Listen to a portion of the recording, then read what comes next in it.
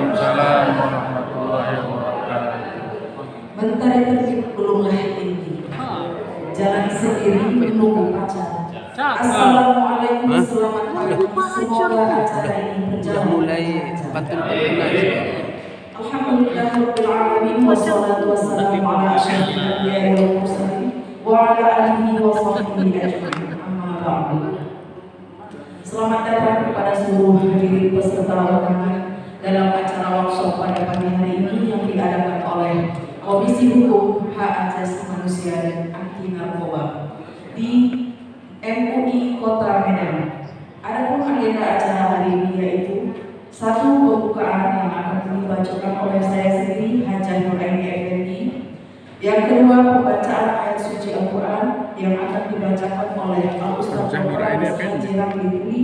Yang ketiga, doa yang akan dibawakan oleh Al-Ustaz Dr.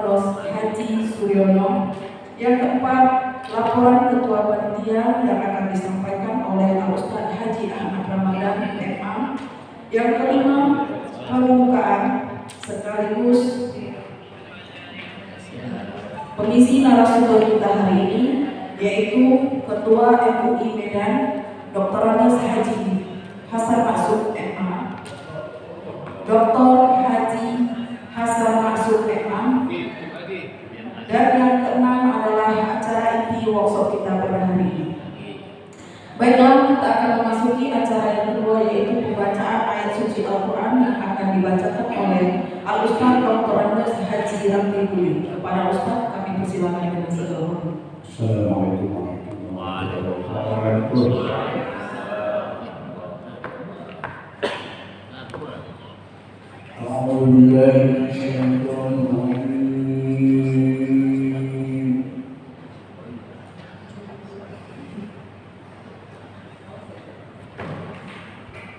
Bismillahirrahmanirrahim. Haji Ramli apa? Ramli Puli.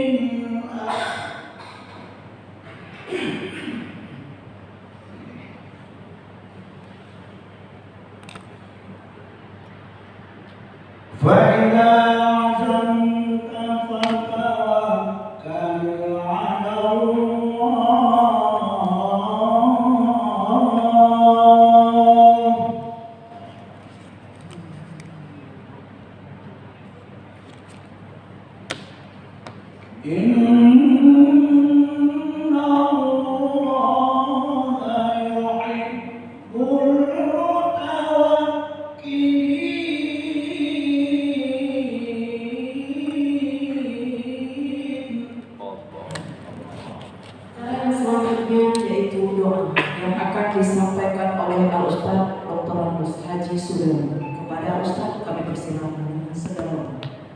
Assalamualaikum warahmatullahi wabarakatuh. Ibu, sebelum kita berdoa, mari sama kita kirimkan umur Quran kepada saudara kita di Palestina. Al-Fatihah. A'udzubillahi minasyaitonir rajim. Bismillahirrahmanirrahim. Alhamdulillahirabbil alamin. Arrahmanir rahim. Maliki yaumiddin. Iyyaka na'budu wa iyyaka nasta'in. Ihdinas siratal mustaqim. Shiratal ladzina an'amta 'alaihim ghairil maghdubi 'alaihim waladdallin. Bismillahirrahmanirrahim. Alhamdulillahirabbil alamin. Wassalatu wassalamu ala asyrafil anbiya'i wal mursalin wa ala alihi wa ashabihi ajma'in. Allahumma shalli wa sallim ala sayyidina Muhammad wa ala ali sayyidina Muhammad. Allahumma ya hayyu ya qayyum ya hannan ya mannan ya dayyan ya sultan ya dzal jalali wal ikram. Allahumma ansurna fa innaka khairun nasirin. وافتح لنا فإنك خير الفاتحين واغفر لنا فإنك خير الغافرين وارحمنا فإنك خير الراحمين وارزقنا فإنك خير الراجعين واهدنا ونجنا من القوم الظالمين. اللهم أعز الإسلام والمسلمين. اللهم انصرنا إخواننا المسلمين di Palestina.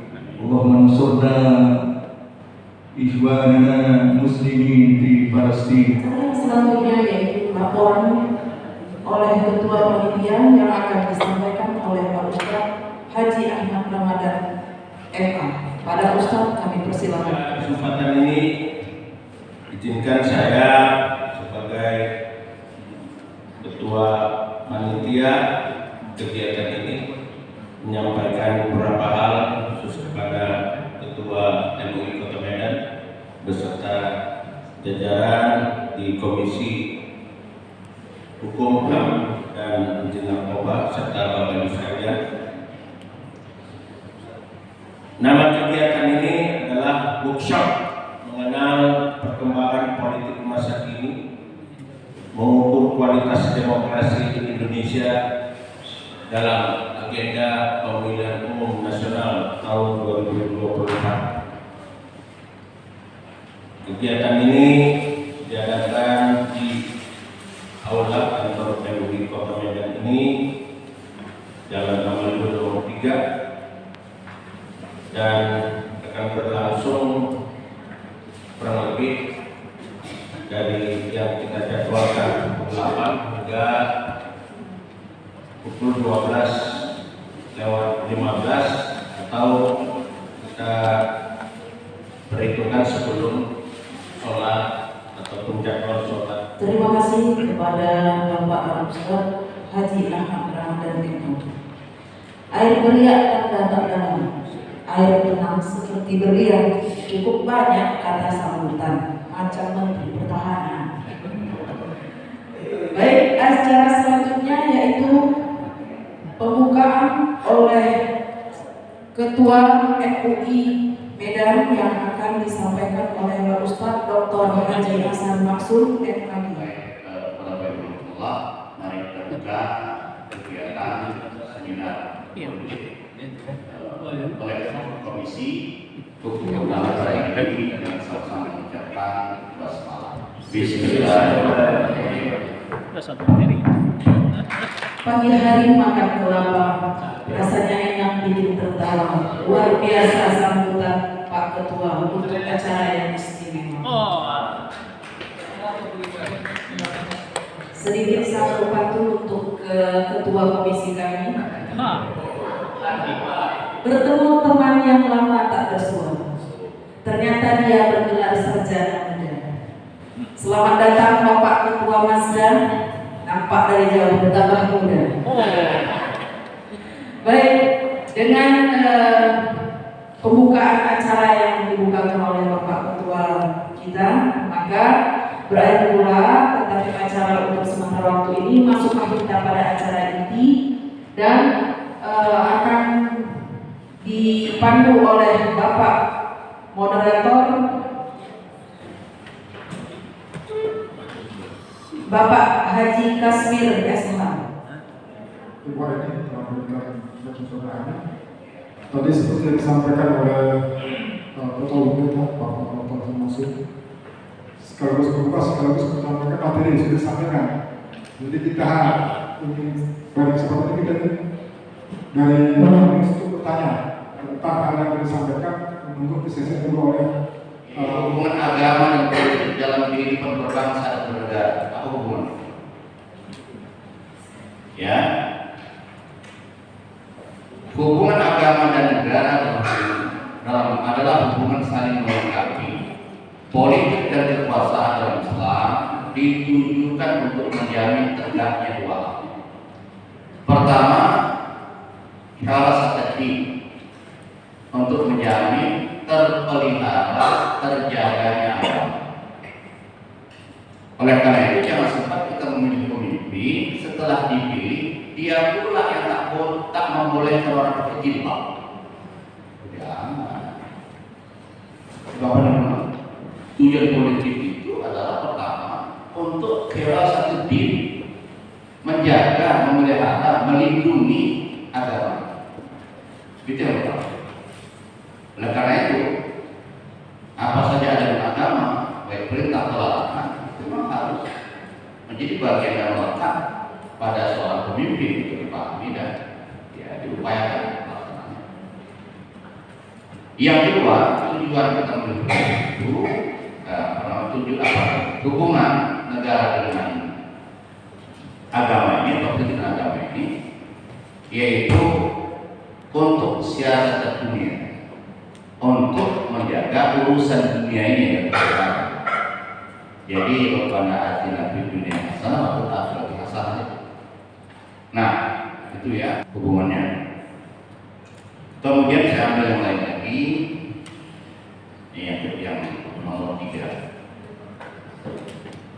Tempat ibadah bukan untuk kepentingan ritual keagamaan, ibadah makhluk semata, tetapi harus dijadikan sebagai sarana pendidikan dan dakwah Islam, termasuk masalah politik keumatan. Makanya tadi kiatul peran kiatul umat itu ya jadikanlah tempat ibadah kita menyampaikan materi-materi tentang politik. Sekali lagi adalah politik normatif, politik akademik, termasuk siapa, bagaimana cara memimpin, apa saja kriteria pemimpin yang pantas dipilih dalam ajaran Islam dan selanjutnya lah, ya. Baru terakhir dalam fatwa yang ini, simbol-simbol agama atau simbol-simbol budaya yang identik dengan simbol agama tertentu tidak boleh digunakan untuk menipu dan memanipulasi umat beragama agar bersimpati guna mencapai tujuan politik tertentu. Inilah yang disebut dengan politik identitas. Kenapa kau pilih dia? Kau tengok sobatnya, tak boleh. Lalu asal langsung lagi pakai sorban, pakai jubah, dipoto. Tiba-tiba muncul baliho besar, berdamping dengan Ahmad Pramono Barat. Tak boleh itu, tak boleh. Jadi tidak boleh identitas atau simbol-simbol tertentu ya. Tahun 1960 Presiden Soekarno mengeluarkan istilah GBH. GBH itu bukan produk Soekarno, produk Soekarno. Ada garis-garis besar haluan negara. Apa yang dilakukan oleh Bung Karno adalah bagaimana ada upaya menyusun secara sistematis satu tahapan pembangunan nasional yang utuh. Sekalipun pada tahun 59 Bung Karno mengeluarkan dekret yang mengembalikan Indonesia menjadi sangat sentralis. Lalu di era 60-an, tepatnya di tahun 69 dimulai Realitas 1. Bagi kita yang kelahiran, saya kelahiran 70-an, jadi saya mengikuti pengantaran B4 kelas 1 sejam. Replika itu wajib dihafal dulu dalam pelajaran PIP. Mulai April 1969 yang katanya akan mencapai tinggal landas. Sehingga ada kalimat mengatakan Indonesia bukan tinggal landas, tapi tinggal di landas. Pembangunannya tidak kelihatan memberikan makna yang signifikan. Tahun 1999-1998, Habibie muncul. Habibie mendapatkan mandat untuk menghapus GBHN.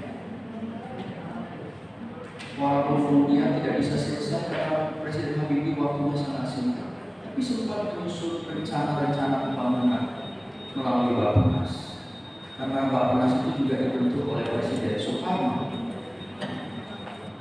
Sampai hari ini di era reformasi kita sudah menjalani satu masa RPJP Bapak dan Ibu. Itulah RPJP 2005 sampai RPJP 2025. Ketentuannya menyatakan rencana pembangunan jangka panjang didasarkan pada undang-undang. Dan pembangunan jangka panjang disusun selama 20 tahun. Berarti 20 tahun pertama era reformasi ini akan berakhir pada 2024. 20 Oktober 2024 akan ada pergantian presiden.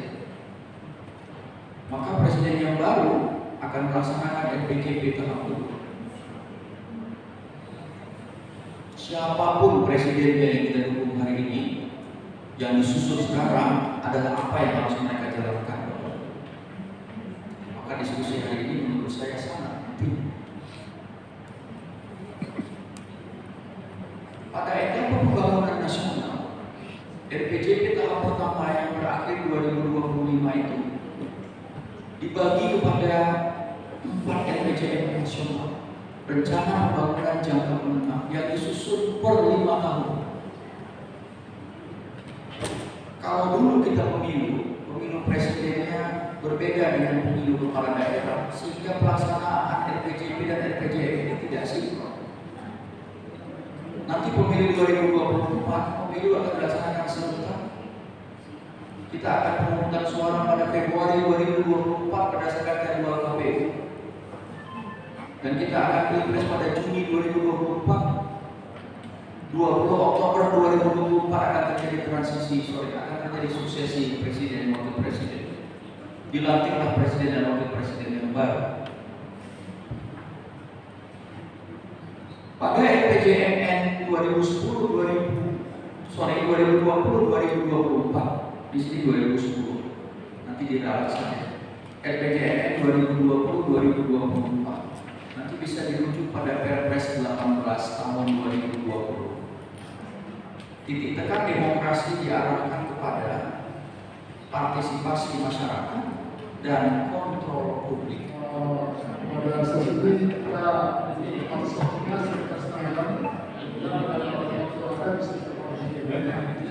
dan saya tidak membacakan di sininya karena kita sudah tahu beliau bagaimana di pulang ini untuk pemaparannya. Mungkin dalam semangat yang kita akan persilakan pada sekali.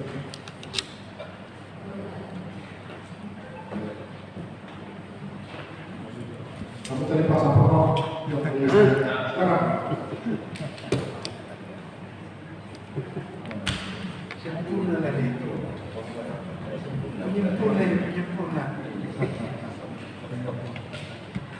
Assalamualaikum warahmatullahi wabarakatuh. Waalaikumsalam. Mana Pak Dik? Mau apa tadi? Pegang Dik. Pegang. Enggak pekong. Makasih kepada narasumber. Menunggu narasumber yang lain mungkin tidak datang lama. Tidak cepat tidak harus lebih cepat lebih bagus. Sebenarnya banyak mau ditanya ya Pak. Menjelang pemilihan khusus presiden kesayangan datang. Amin. Kalau Bapak bilang tadi sesungguhnya baik tokoh legislatif pakar-pakar hukum nggak paham, saya mengatakan nggak paham Pak. Mereka nggak paham. Umat Islam pun banyak nggak paham sekarang. Ya.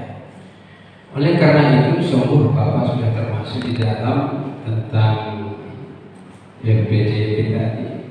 Bapak sudah tahu lah itu kemana sasaran ya. Semua itu Bapak Ibu yang saya hormati saya muliakan. Oleh karena itu tentunya bahwa saya banyak bertanya. Pertama, apakah kira-kira sudah benar perpolitikan kita di Indonesia ini termasuk demokrasi dengan ajaran Islam?